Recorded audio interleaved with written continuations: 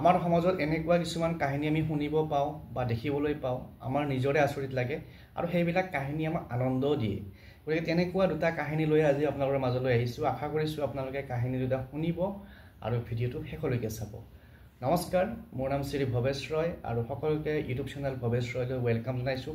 আশা কৰিছোঁ এই চেনেলটোত দিয়া ভিডিঅ'বোৰ আপোনালোকে চাই আছে আৰু এই চেনেলটোত মই সেইবোৰ ভিডিঅ' দিবলৈ চেষ্টা কৰোঁ যিবোৰ আমাৰ কোনোবাটো ক্ষেত্ৰৰ পৰা বা কোনোবাটো দিশৰ পৰা আমাৰ লাইফত কামত আহে। গতিকে আজিৰ ভিডিঅ'টোত দুটা ষ্টৰি আপোনালোকৰ লগত শ্বেয়াৰ কৰিম আৰু এই ষ্টৰিটো আপোনালোকৰ কামত নাহিলেও কিন্তু আপোনালোকে আচৰিত হ'ব যে আমাৰ পৃথিৱীত কি কি ঘটনা হৈ থাকে। আৰু এই কাহিনী দুটা হৈছে দুখন দেশৰ, এখন হৈছে ইণ্ডিয়া, এখন হৈছে ফিলিপাইনছ। তো প্ৰথমতে আমি চাওঁ ফিলিপাইনছৰ কাহিনীটো। ফিলিপাইনছৰ বৰ্তমান সময়ত ফিলিপাইনছ দেশখনত এটা প্ৰব্লেম হৈ আছে যে ডেংগু বেমাৰ আমাৰ ইয়াতো আহিব কেইমাহমান পিছত।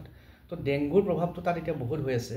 তো সেইটো কাৰণে চৰকাৰে বহুত প্ৰব্লেম পায়। এই যিটো ডেংগু মহ, যিহেতু একবিধ মহৰ কাৰণে হয়, তো সেই মহটো কণ্ট্ৰল কৰিবৰ কাৰণে বা মহটো নিধন কৰিবৰ কাৰণে চৰকাৰে বহুত কষ্ট কৰিবলগীয়া হয়।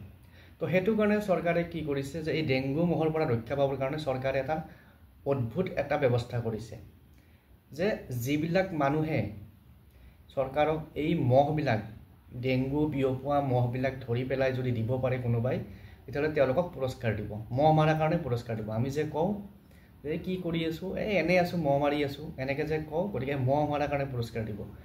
এতিয়া মহ মাৰাৰ কাৰণে কেনেকৈ পুৰস্কাৰ দিব? যদি এজন মানুহে 5টা মহ এই যিবিলাক মহে ডেংগুৰ বীজাণু বিয়পাই আছে, ডেংগু বেমাৰটো বিয়পাই আছে, তেনেকুৱা মহ যদি 5টা জীৱিত বা মৃত অৱস্থাত, মৰা বা জিন্দা অৱস্থাত যদি ধৰি পেলাই চৰকাৰক গতাব পাৰে, তেতিয়াহ'লে 1 পেছ' পুৰস্কাৰ দিব। 5টা মহত 1 পেছ'। গতিকে যদি কোনোবাই যদি 100টা মহ ধৰি পেলাই দিব পাৰে, তেতিয়াহ'লে 100 পেছ' পাব। আৰু 100 পেছ'টো আমি যদি ইণ্ডিয়ান পইচাত ক'ব যাওঁ, 1 পেছ'ত প্ৰায় 2 টকা। গতিকে 100টা মহ যদি কোনোবাই ধৰি দিব পাৰে, আমাৰ ইণ্ডিয়াৰ মূল্যত 200 টকা তেওঁ পাব। গতিকে এইটো হৈছে ফিলিপাইনছ দেশৰ এটা আচৰিত কাহিনী। আৰু আন এটা কাহিনী হৈছে আমাৰ ইণ্ডিয়াৰ এখন ৰাজ্য আছে কেৰেলা। কেৰেলাৰ ৰাজধানী হৈছে তিৰুভনন্তপুৰম। আৰু তিৰুভনন্তপুৰমৰ কাষতে এখন গাঁও অঞ্চলত এখন গাঁও আছে যাৰ নাম হৈছে পাল্লিকাল। সেই পাল্লিকাল গাঁওখনত ৰাধাকৃষ্ণ নামৰ এঘৰ মানুহে বা ৰাধাকৃষ্ণ নামৰ এজন মানুহে বহুতো মুৰ্গী পুহিছে, কুকুৰা পুহিছে। এই ৰাধাকৃষ্ণৰ কাষতে থাকে অনিল কুমাৰ নামৰ এজন মানুহ। এতিয়া ৰাধাকৃষ্ণৰ কুকুৰাকেইটাই সদায় ৰাতিপুৱা 3:30-4টা বজাত ডাক দিয়ে। ডাক দিয়াৰ ফলত এই অনিল কুমাৰৰ হয় টোপনি নষ্ট। কাৰণ আপোনালোক জানে যে কুকুৰাই ৰাতিপুৱা 3:30-4টাত কাহিলী পথে ডাক দিয়ে, আৰু যদি ডাক দিয়ে ওচৰত যদি যোন শুই থাকে তেওঁৰ টোপনি ভংগ হয়।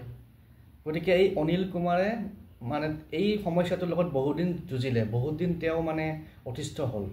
শেষত উপায় নাপাই তেওঁ পুলিচ থানাত গোচৰ দিলে যে কুকুৰাৰ ডিষ্টাৰ্বত মই শুব পৰা নাই, গতিকে মোক বিচাৰ লাগে, ন্যায় লাগে।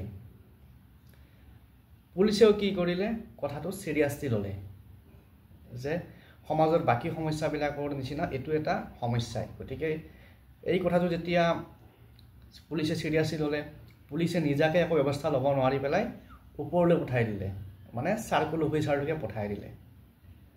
আৰু চাৰ্কুল অফিচাৰে কি কৰিলে, কথাটো চিৰিয়াছলি লৈ পেলাই ব্যৱস্থা ল'লে। আৰু এই যিজন ৰাধাকৃষ্ণ নামৰ মানুহ আছিল, যোনে কুকুৰা পুহিছিল, তেখেতক তেওঁৰ এই কুকুৰাকেইটা চাইড কৰিবৰ কাৰণে অৰ্ডাৰ দিলে যে তুমি এই কুকুৰাৰ কাৰণে যে মানুহৰ ডিষ্টাৰ্ব হৈ আছে, গতিকে কুকুৰাকেইটা তুমি চাইড কৰা।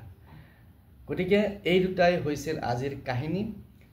এনেকুৱা কাহিনী মই আপোনালোকৰ মাজলৈ আনি থাকিম যিবোৰ মই ভাবোঁ আমাৰ পঢ়িও ভাল লাগে, শুনিও ভাল লাগে, আপোনালোকে অলপ মনোৰঞ্জন পাইছে বুলি মই আশা কৰিছোঁ। আৰু হয়তো আপোনালোকৰ ওচৰে পাজৰে এনেকুৱা অদ্ভুত কিছুমান ঘটনা হৈ থাকে। আমাৰ সমাজতো আমি দেখিবলৈ পাওঁ, সৰু সৰু কথাবিলাক লৈ কাজিয়া হয় পৃথিৱীখনত। আমাৰ ওচৰ চুবুৰীয়াৰ মাজতে হওক, ঘৰতে হওক বা আমাৰ গাঁৱতে হওক, এনেকুৱা কিছুমান সৰু সৰু ইছ্যু লৈ পেলাই কাজিয়া হয় বা হুলস্থুল হয় তেনেকুৱা যদি অদ্ভুত কাহিনী কিছুমান থাকে কমেণ্ট বক্সত শ্বেয়াৰ কৰি দিব বা কমেণ্ট বক্সত আপোনালোকে কণ্টেক্ট ডিটেইলছ দি দিব মই জানি ল'ম জানি লৈ পেলাই আকৌ মই ইউটিউবত শ্বেয়াৰ কৰিম সকলোৰে অলপ মনটো ভাল লাগিব ৰিফ্ৰেছ হ'ব গতিকে আজিলৈ এৰিছোঁ ধন্যবাদ